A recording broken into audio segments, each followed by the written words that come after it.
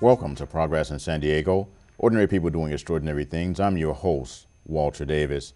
And with me this evening, I have the pleasure to have Ms. Marissa Ugarte. Hello, how are you, Walter? Thank you so much for coming back again, Marissa. You do fantastic work. I'm so proud and just so happy that you came on the show again. Marissa is with the Bilateral Safety Corridor Coalition, BSCC, and you're in the business of helping people and educating people about human trafficking and slave trade. Correct. And a little bit, most of it on when we started the coalition, slavery and human trafficking was not the key words. It was commercial sexual exploitation of men, women, and children.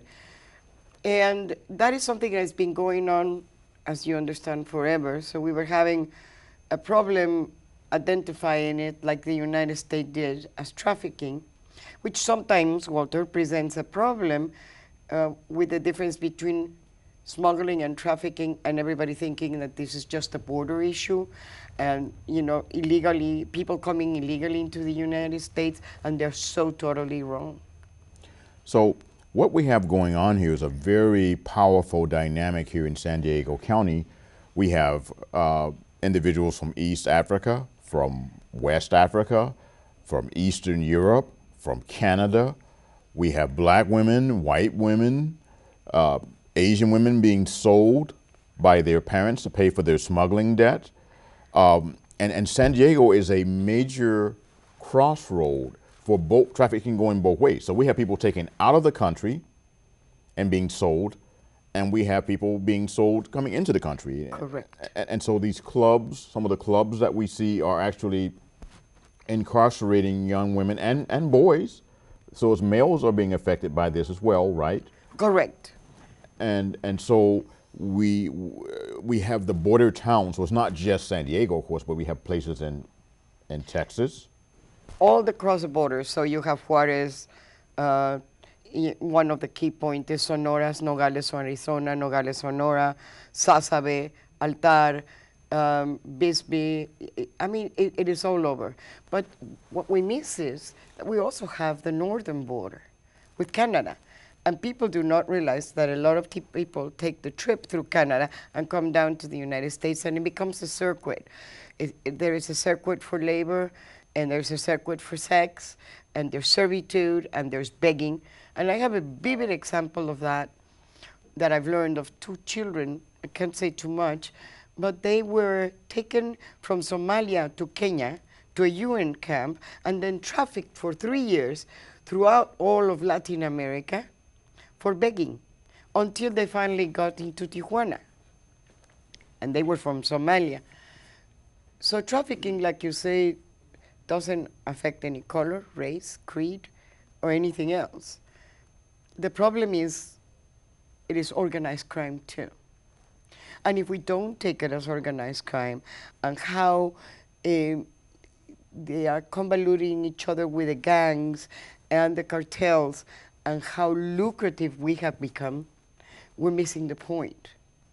We now, as human beings, are worth a lot of money. We can be recycled, we can be sold for sex, for work, and for organs. The Palermo Protocol specifically tells you about the illicit sale of organs. There is no illicit. The sale of organs, which is the black market. And we have it in Mexico. We have it here. We had a program close in UCLA on body parts, and we had another one in New York, and we also have a congregation of rabbis that were taking the kidneys out of the Mexicans and taking them to Israel. So hello, we are completely recyclable. We worked very hard in letting the community know what dire need we have. We have now, instead of one shelter, 3, the nest, in El Cajon, run by a beautiful lady, and I'm going to mention his name, Sabel, who has helped us many, many times with printing and things like that. And now his wife runs a little shelter for us. Then we have in the southern area of San Diego, the Maris Missionaries Sisters, and now in Vista, the Salvadoran nuns. Now we don't run them as religious programs, but the love and dedication and kindness to our now 39 victims and going, plus the case management and all the community that comes and help us with these victims, we're really trying to make a difference, Walter.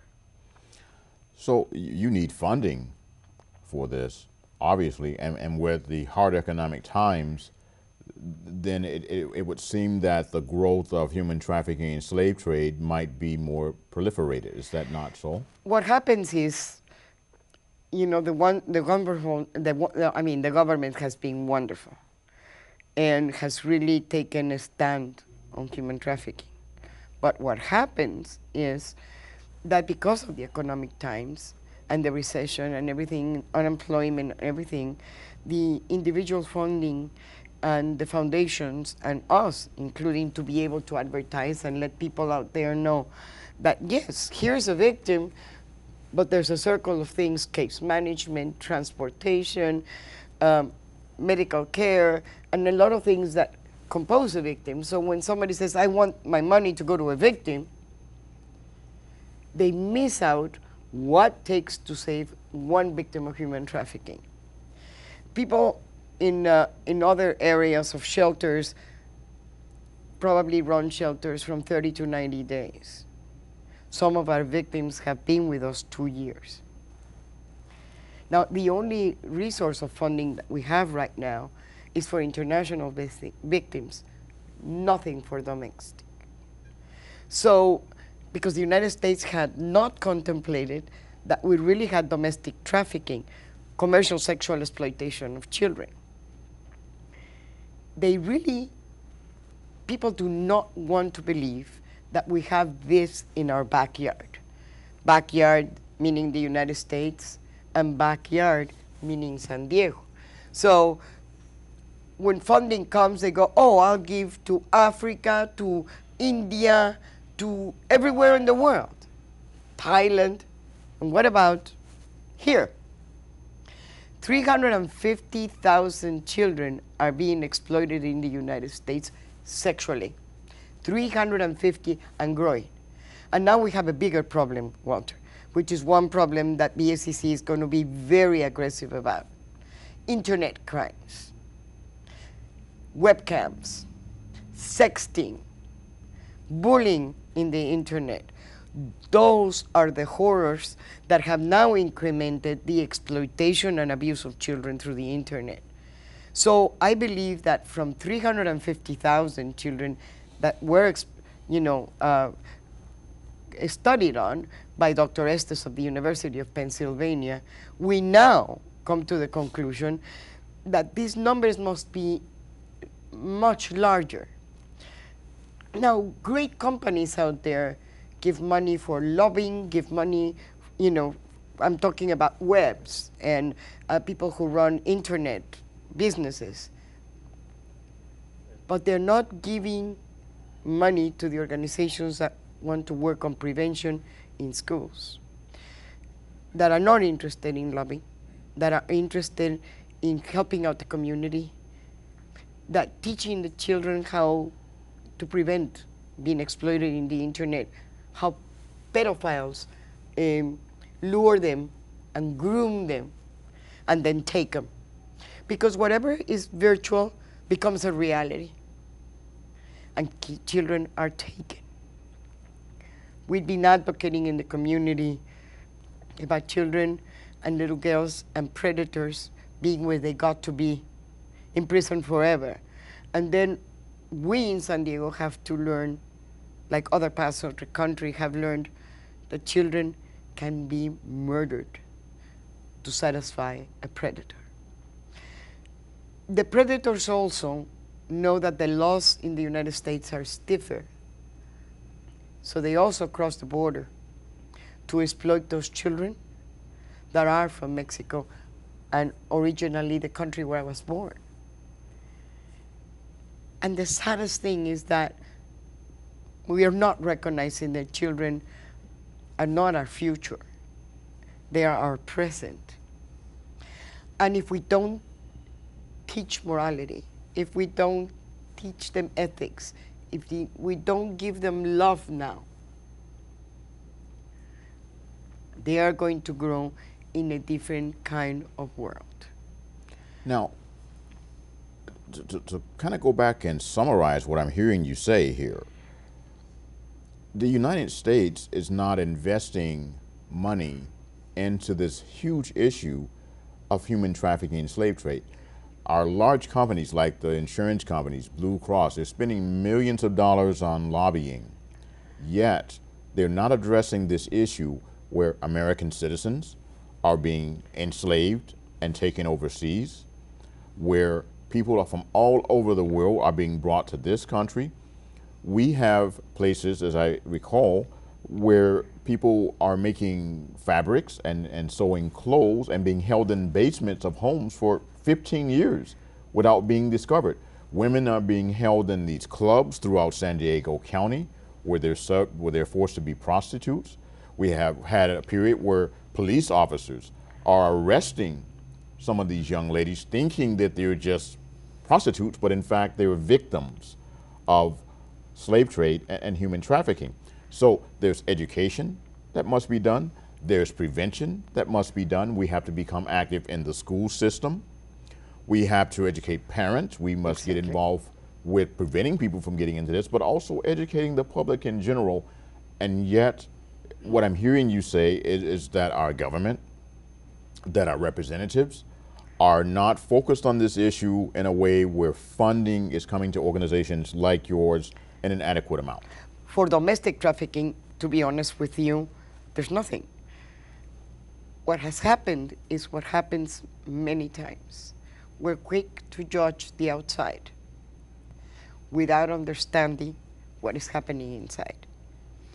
For example, I always put it in a level where people can really understand it. When somebody is unfaithful, who's the last one to find out? The spouse. Right, or the husband. Let's consider the United States, the wife or the spouse. You're looking out there and you're looking at something that is so horrific that is happening worldwide. And all of a sudden you fail first to understand that it was coming in. Then you do the laws in 2000 Protect Act, 2003, which clearly depicts that any U.S. citizen that attempts to have sex with a minor throughout the world would be tried with up to 30 years of prison in the United States. We have the law. Implementing the law is very difficult for many reasons. One, because the law, for example, in the United States is of intent.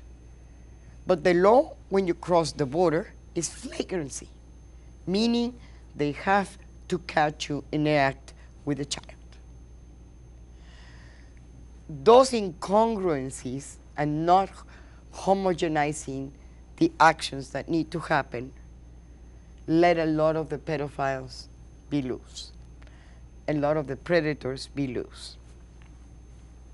So on a horrible level, we have children being enslaved, incarcerated, and sexually exploited, not to mention the other aspects of it in terms of the adult women and the men that are involved in this just as well, and little boys. So this is a simply horrific situation that is simply not gaining enough media attention. However, I have seen some things on CNN and I have seen some things on MSNBC, whatever.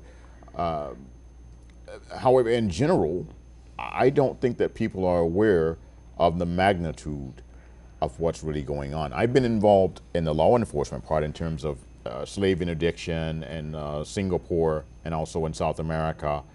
And we've seen some things with the Somalis recently, Somali pirates, in the news recently. However, what I'm hearing you say is that the scope of this is hugely underestimated. it is, and the biggest problem that we have is that we have to take care of our own too. We have the laws. We have to implement it.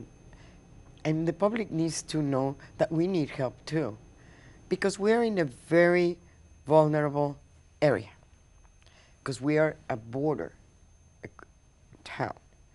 And this makes us, one, a national security issue, organized crime. So we need to consider the scope of what we're talking about. The cartels are now selling the girls. The gangs are selling the girls in Mexico to take them away into other parts of the world. They're 'Cause taking it's easier. American citizens? Yeah, it's called reverse trafficking. So we do have an array of things that we need to consider. There is many based organizations in the internet that have, I don't know if you're familiar with the avatars and Linden dollars and the Second Life. There's a beautiful Second Life, you know, where you can buy houses and do business and kids play. Did you know that you also have the dark side of Linden life? Adopted child, prostituted child, defecating rooms, fuzzies, having sex with stuffed people in costumes. You have sadomasochism, trafficking, drug trafficking. So you can do all these illicit businesses online. And the owner of that website is here in California, in San Francisco. What do? We need to change that. We need to sanction those people who allow this kind of games and brainwashing going to our children. We need to educate parents how to monitor things that they may think are innocuous. We need to look in the streets in El Cajon Boulevard, not at night, but at 12 o'clock, and say, there goes a child that is being prostituted or pimped out. We need to look in the massage parlors, nail salons, restaurant businesses, and say, there's something not right here. We're not doing it. We have found out that as much effort as we made, Walter, we're still in diapers. What it means to make the community conscientious about what I'm talking about. Then you have another problem. You have the people that are really the experts, and you have the wannabes.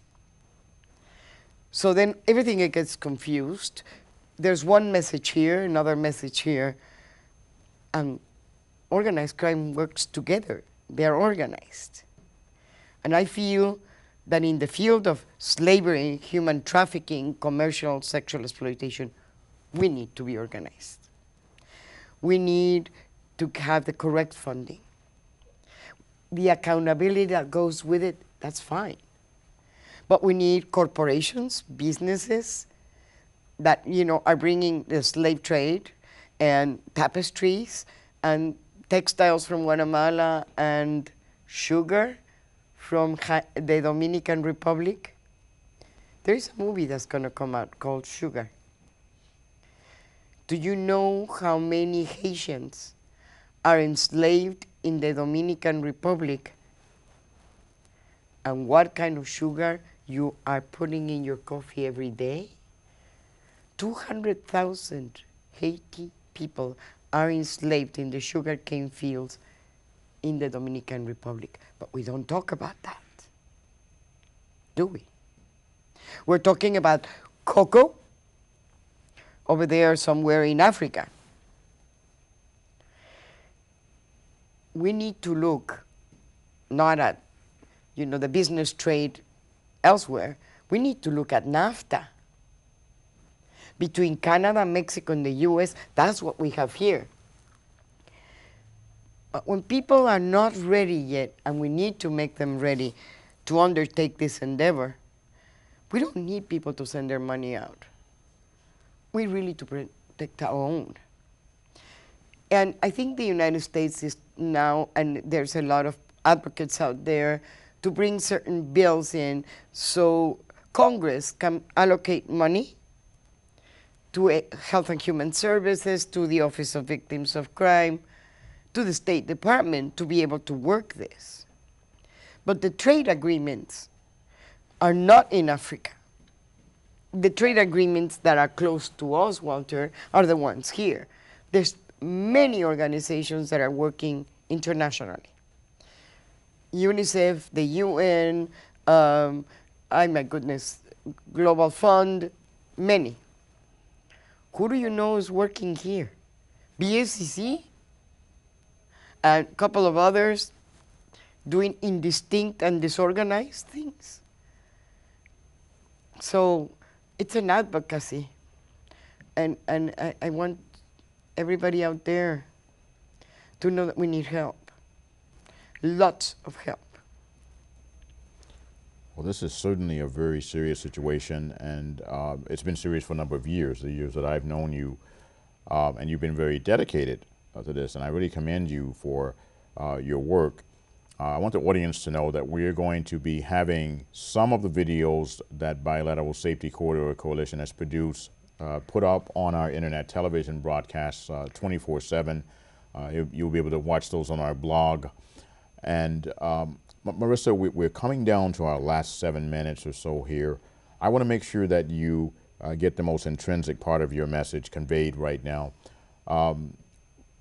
Can you give the audience some final thoughts? What are the things you need them to do to help you? Okay. Those people who are dedicated there need to understand that we as an organization that is a coalition, we have just in San Diego, 40, in San Diego, not in North County, 40 core agencies that help us and we give funding to. Freedom from Exploitation, our survivor groups for the girls that have been in their life. We help Catholic Charities, do the legal service and the psychological services. La Maestra, who's been so kind to us and given us a lot of things free. We also need, but they run out. Bus passes, books, volunteering, dedication to the victims, clothing. We don't want used clothing. Sometimes when you had nothing and you come out of the street with nothing, you want to buy them new underwear, new bras, new dresses. You want them to feel empowered. We want to create a program of micro-enterprising. Some of them do not speak English, so English as a second language. We're getting some interpreters in Russian because we have a Russian victim right now and one from Thailand. Now, it was very difficult to find somebody that spoke Thai. And she was a servitude victim. We have victims from Somalia. So the idea is that there's a compendium of unrestricted funds and funders that we need where people can let us know where they want the money to go, whether prevention and education, street outreach. We do that too. We do the curfew sweeps with San Diego Police Department, the Operation Flush with the Vice Department where we take care of the Johns. We want to support mentoring programs for children. Excuse me, go to the schools. So yes, those are the things that are real. And I need funding for a case manager. Because who does the work? The victim or we do it? So people, when they say, I want to help the victims, what does it need to help a victim? A case manager who's going to transport them, make the appointments. Those are the types of things that we need. Volunteers can help, but a volunteer, when you run an agency like ours, could be liable. So we need somebody to back them up. We have a 24/7 emergency response service. Right now, I'm training people to, be able to respond. We got to wrap up. We got like 2 minutes left. Okay. So that's what we do. That's where the help goes to. We need somebody to help us with our website. I mean, there's somebody to upload. I'm not a technician of that, as you very well know. And so all those things are so important for us. Well, Again, we've run out of time, and we're going to have you back again. We keep running out of time, Marissa. It's just time goes by so quick. If you want further information about the Bilateral Safety Corridor Coalition and how to get in touch with Marissa, please see the website that will appear at the end of this broadcast, the Community Coalition website, and my telephone number will also appear there. We'll be presenting videos and posting events on the Community Coalition website regarding the Bilateral Safety Corridor Coalition. And Marissa, I want to thank you so much for coming back again. We need you to get involved. We need you to become involved with the coalitions that we have here and helping to deal with human rights and equality. This is a very serious problem that affects us all in one way or another. So please get involved, and I want to thank the audience for watching the show here, and I want to thank my volunteer crew for coming out to help us and make this broadcast possible. And I want to encourage all of you to become involved with the coalition and to become involved either as part of the audience or a crew member of the Community Coalition shows and progress in San Diego. I want to thank you because we're focusing on people that are doing positive things in the community because we are the community and we're simply citizen journalists that are trying to tell our story. I really appreciate you all for tuning in, and I implore you to become more educated about this issue of human trafficking and slave trade, and to look at becoming a volunteer and helping out or donating money to assist Marissa in her efforts to make our community a better place to live. The slave trade issue is much wider than what you might expect, and we have American citizens that are being kidnapped. We have people from all over the world that are being enslaved and put into servitude.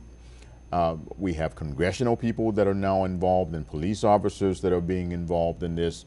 And so the awareness level within our community has increased in a tremendous level. However, it's not where it should be right now. So we need your help, and thank you very much for watching.